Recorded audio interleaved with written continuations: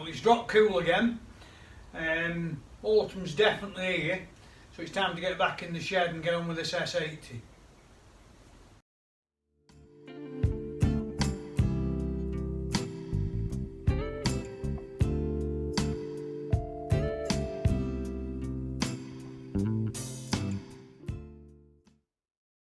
Right, so we've had a busy time this summer.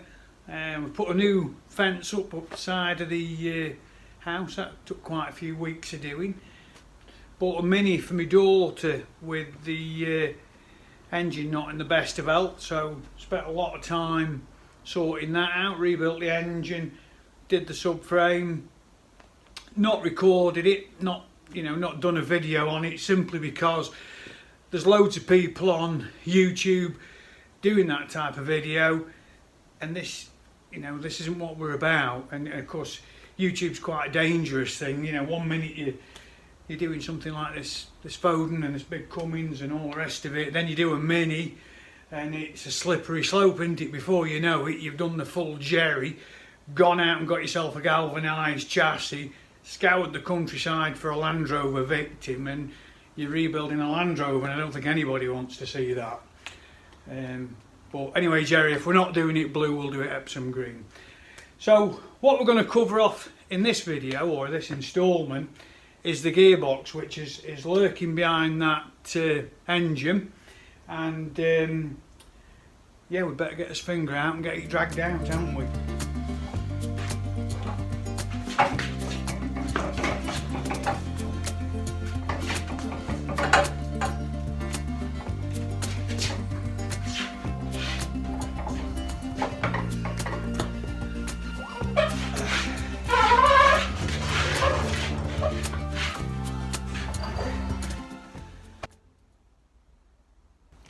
So this is the Foden 8-speed range change gearbox.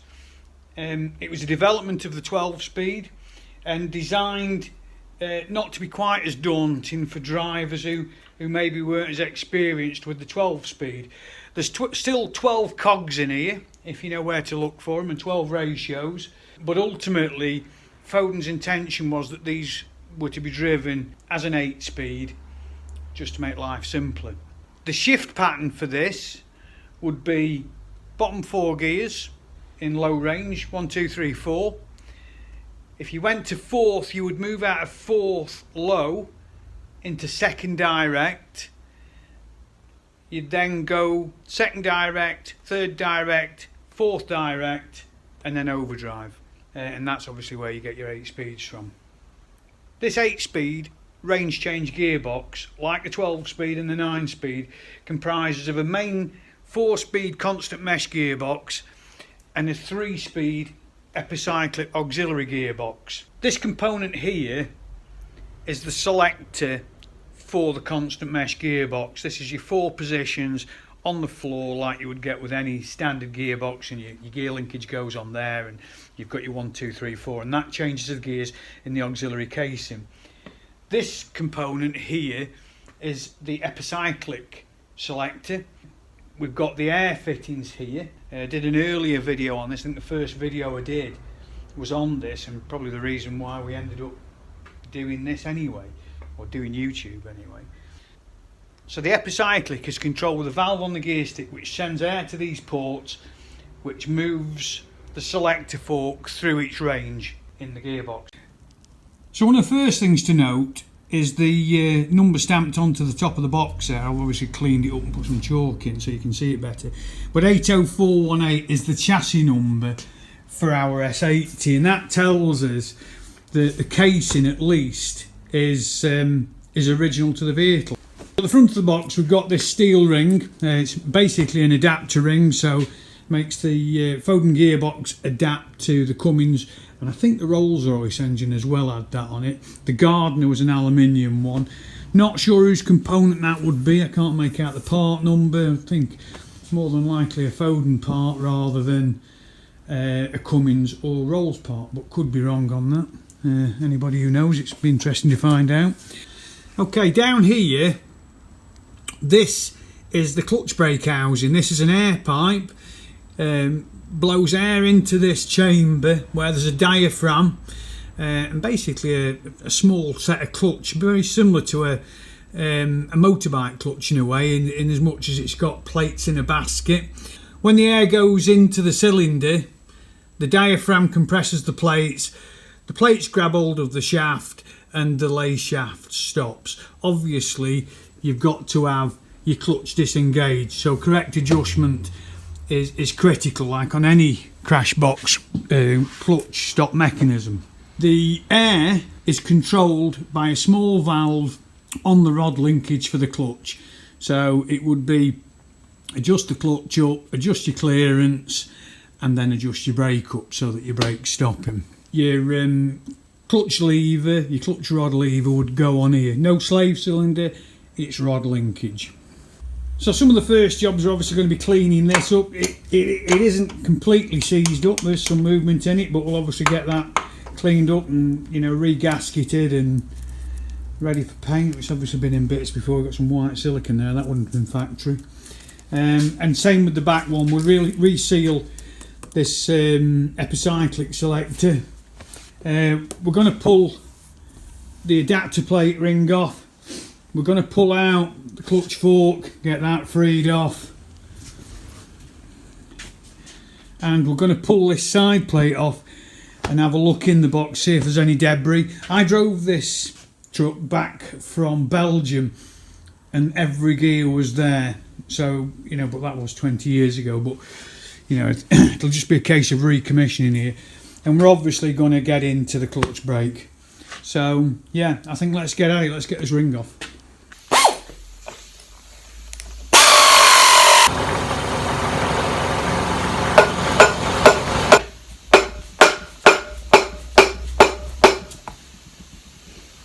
That's coming.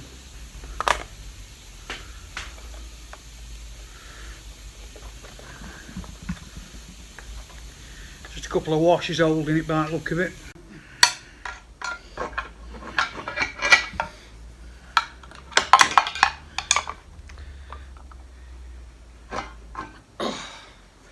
Wow, there's some weight, cracky, there is some weight in that. I think the missus is out. We'll go and try that on the bathroom scales. Well, it's heavy, that. There's no wonder the Gardner one was made out of aluminium.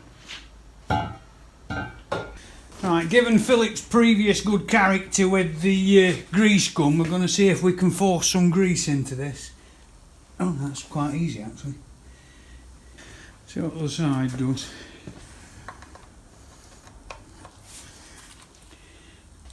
No, it's not having it the other side. Just going to give this a quick tweak with stillies. See if...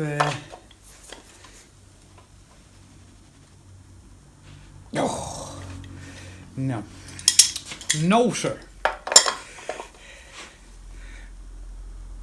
That one's not moving at all. And he's not a lot happier. Let battle commence. Right, we've given both sides some heat.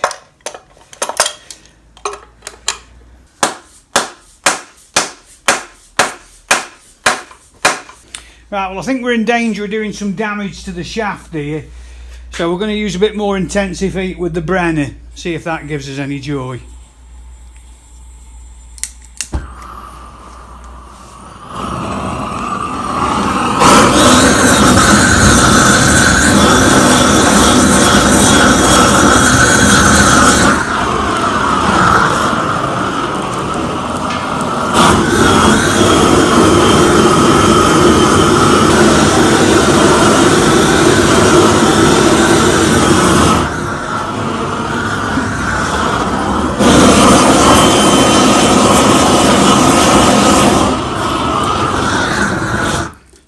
I think in the interest of health and safety we'll put that out.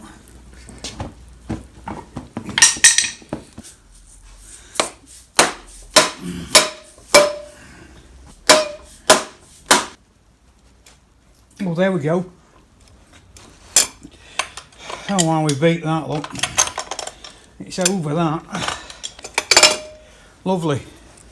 Looks like there's a couple of bolt holes there to press that off, so we'll get that pressed off in a bit. But we're interested in these fellas here, and then we can undo them and take the shaft out.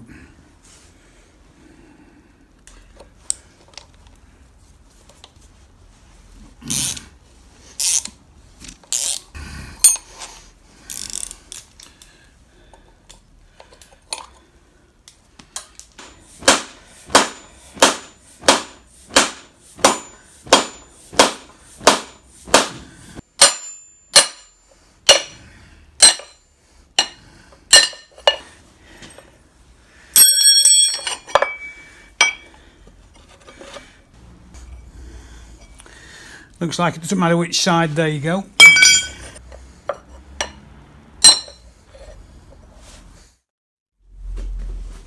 So this pipe is just an ordinary piece of nylon pipe. Obviously I'm going to renew it, but I don't want to lose the nut, so I'm just going to snip it. It's just filthy, isn't it? But I suppose that's what 50 years in a bell housing looks like. Let's get this cover off and have a quick look in there before we go in for tea.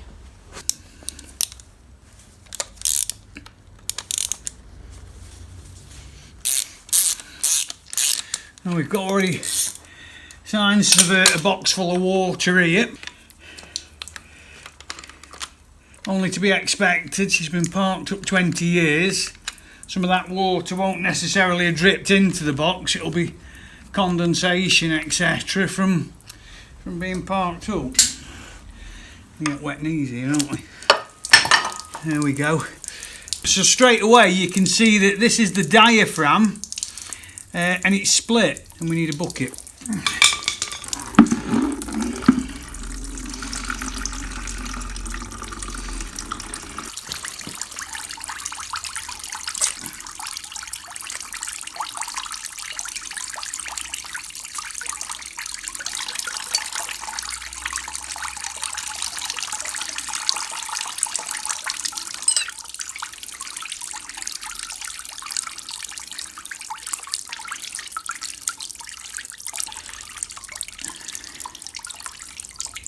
These guys are loose here.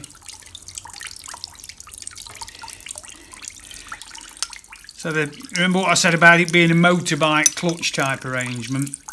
So these are the plates that work in that basket. But it is loose. It is loose on the lay shaft.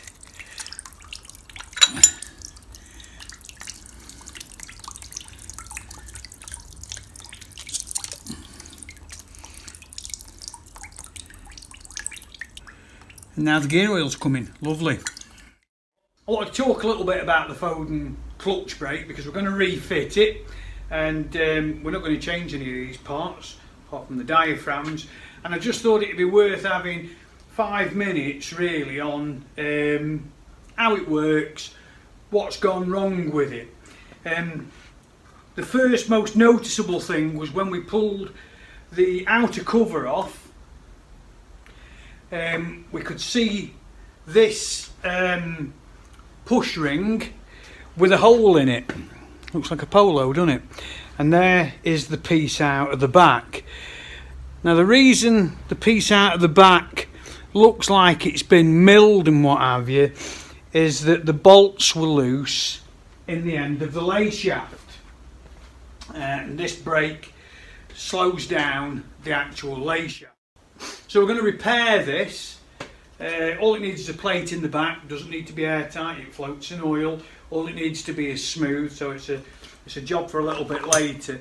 So what we're going to do is we're going to build up the clutch brake here, and we're going to do that with a bit of CAD, which in our case is cardboard aided display. Good show. Oh hello. Here you are. Oh, well done, made you a brew. I don't mind.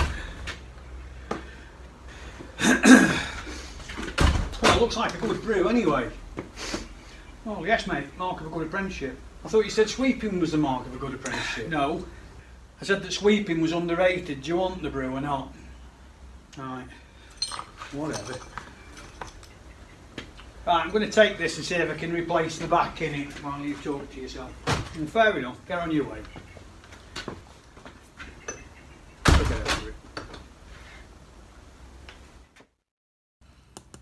So to wrap this final instalment up, we're going to build up the clutch brake on the bench. The socket is going to represent the lay shaft. The lumper card represents the end of the lay shaft. Gives us something to bolt up to, if you will. So the first thing to fit is this spacer ring. It spaces the bearing inner to the bearing outer track.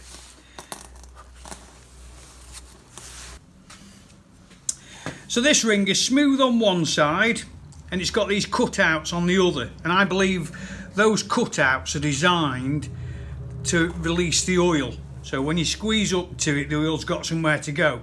If you look in this image, this is where we pulled the gearbox to pieces, and that spacer ring appears to be fitted the wrong way round, in my opinion.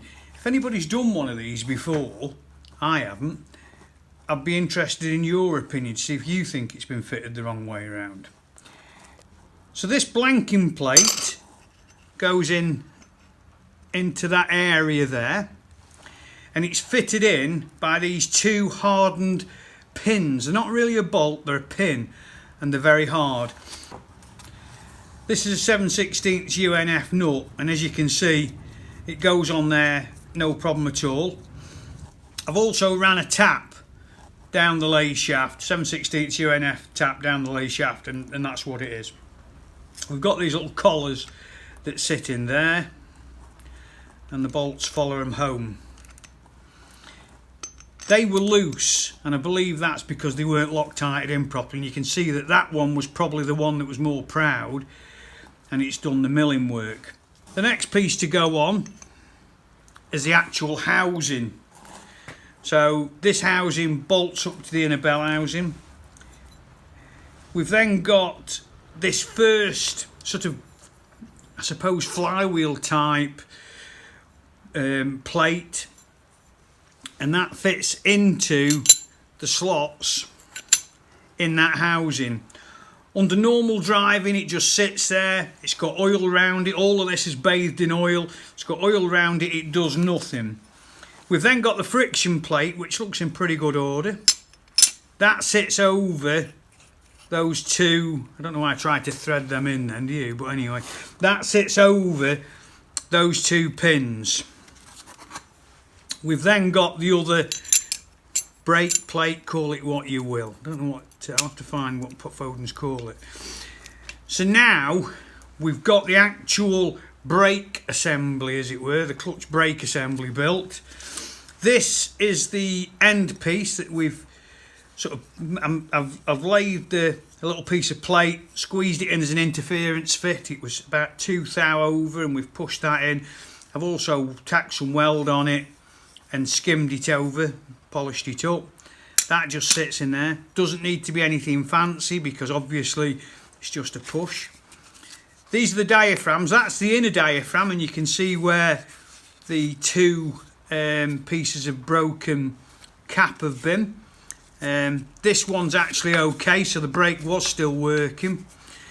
Wouldn't be beyond the wit of man to make them out of a bit of material, bit of this material from somewhere, so we'll probably end up doing that.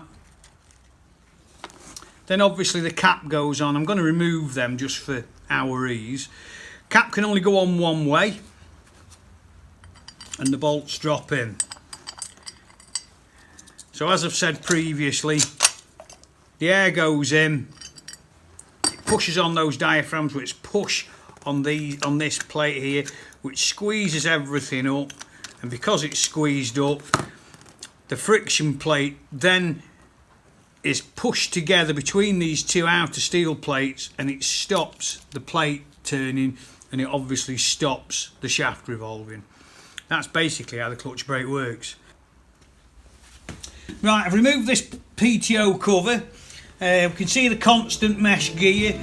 In the next instalment, we're going to get this plate off and start to have a look what's actually going on in the box and see if we've got any water damage. So I'll see you next time.